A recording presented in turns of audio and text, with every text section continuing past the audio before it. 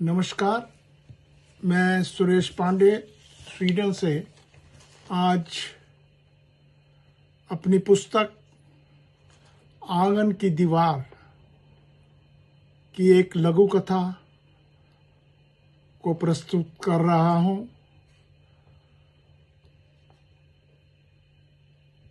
आभार व्यक्त करना चाहूँगा जापान से प्रकाशित पत्रिका हिंदी की गूंज की संचालिका एवं संपादिका डॉक्टर रमा शर्मा जी का,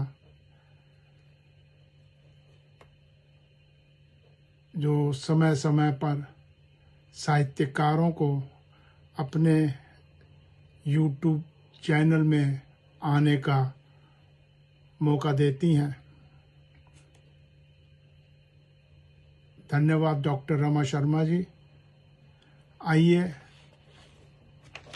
कथा का आनंद लेते हैं।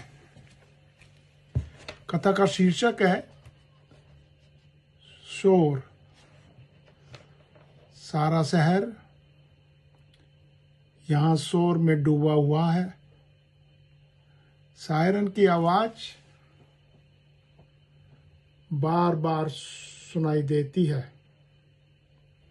बच्चे, बूढ़े और स्त्रियां डर के माहौल में जी रही हैं। बार बार सायरन की आवाज़ सुनकर बच्चे सहम कर रह जाते हैं। कई लोग निराशा के कुएं में खोए हुए हैं। उनके पुत्र तो युद्ध में चले गए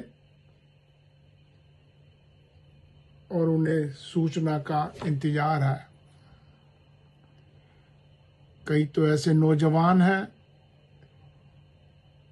जिनकी शादी कुछ समय पहले ही हुई है, लेकिन देशभक्ति की भावना उनको अपने घर में नहीं रोक पाई।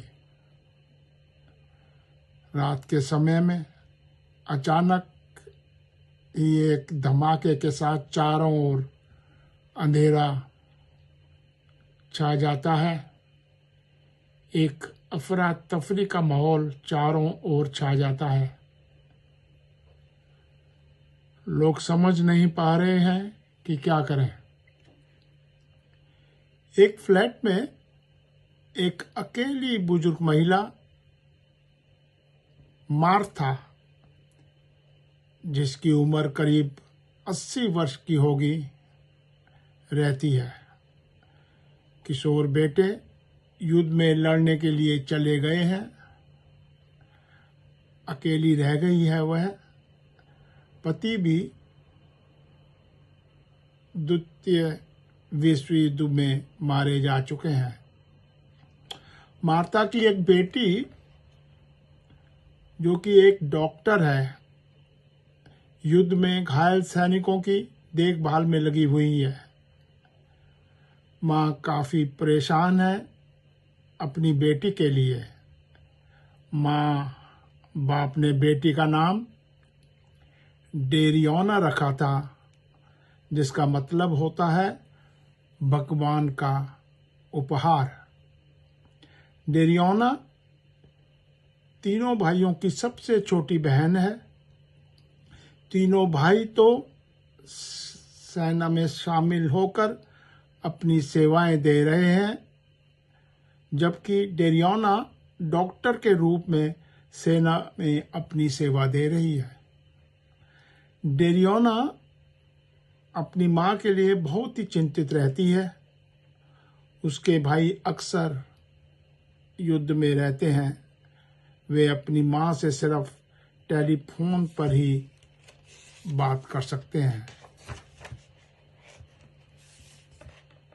मारियोना सोच रही है कि कैसी विडंबना है। आज का माहौल कितना खराब होता जा रहा है। चारों तरफ विनाश की काली छाया पसरी हुई है। लोगों का तो और भी बुरा हाल है। घायल सैनिकों के बीच दुखी डेरियोना यह बात सोच रही है। इसी बीच वह अपनी माँ को भी कभी कभी टेलीफोन मिलाने की कोशिश करती रहती है। सैनिकों का इलाज करते हुए उसे अपने भाइयों की भी कभी कभी बहुत याद आती है। वो भी तो लड़ाई के मैदान में युद्ध कर रहे हैं। बहुत देर तक प्रयास करने के बाद उसकी माँ का फ़ोन लगता है। उधर से माँ की आवाज़ आती है, कैसी हो बेटी, मैं तुम्हारे लिए बहुत ही चिंतित हूँ।